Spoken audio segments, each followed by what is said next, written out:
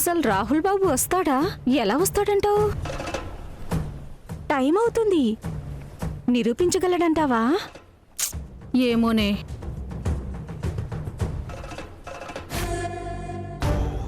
అల్లుడు, ఆ రాహుల్ గారు నిజంగానే భవానీని నిర్దోషి అని నిరూపిస్తాడంటావా? ఎలా నిరూపిస్తాడు మావా? సాక్ష్యాలేవి లేకుండా చేశాం కదా. ఇప్పుడు భవానీతో పాటు కుటుంబం మొత్తం ఊరొదిలి వెళ్ళిపోవాల్సిందే. వేరే దారే లేదు.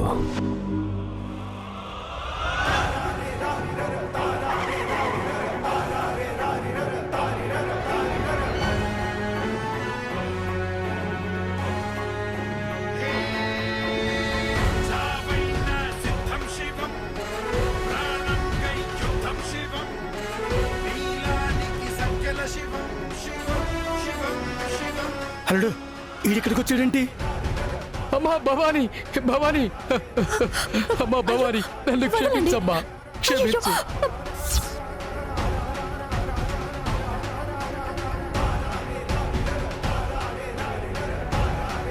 నన్ను క్షమించమ్మా. లేవండి.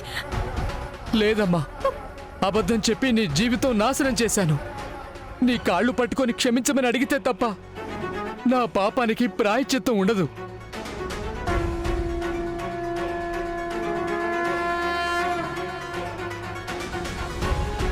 అబద్ధం చెప్పావా? ఏం అబద్ధం? చెప్తానమ్మా, చెప్తాను.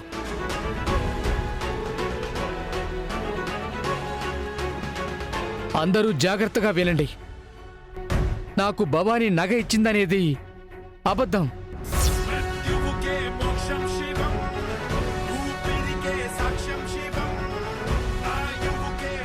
ఆ నగను కరిగించి వేరే నగగా చేపించింది అబద్ధం.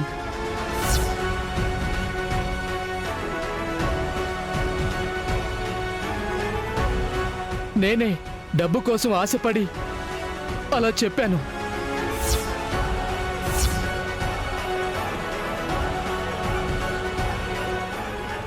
భవానీ అమాయకురాలు. ఇందులో భవానీ తప్పేం లేదు.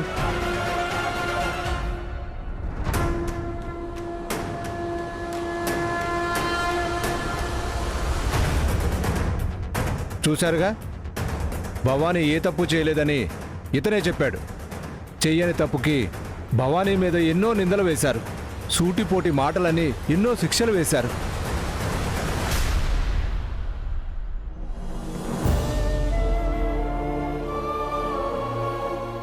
అయినా భవానీ నిజాయితీ ఎలాంటిదో మనకు తెలీదా?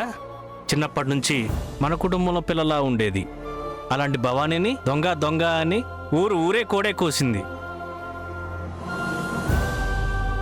ఈ ఊరి కోసం, గుడి కోసం సుబ్రహ్మణ్యం గారి కుటుంబం ఎంతో చేసింది. అలాంటి వాళ్ళని ఊరి నుండి పంపించేయాలి అనుకున్నారు. ఇప్పుడు ఆ కుటుంబానికి జరిగిన అవమానానికి ఎవరు బదులు చెప్తారు?